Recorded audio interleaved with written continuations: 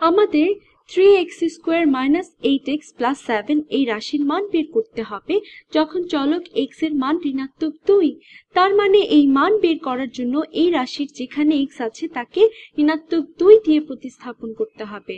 তাহলে এখানে লিখতে পারি 3 গুণ x এর বদলে ঋণাত্মক 2 কে স্কয়ার করলাম মাইনাস 8 x এর বদলে ঋণাত্মক 2 দিয়ে গুণ করলাম যোগ 7। এখানে x এর জায়গায় -2 বসালাম, তাহলে -2 কে স্কয়ার করলে হয় 4 মাইনাস 8 এর সাথে ঋণাত্মক 2 গুণ করলে হয় ঋণাত্মক 16 যোগ 7।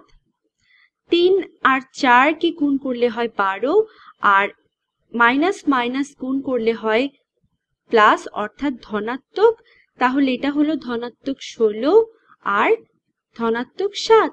এখন এই তিনটি যোগ করলে কি পাই? 12 যোগ 16 মানে 28 আর 28 এর সাথে 7 যোগ করলে পাই 35।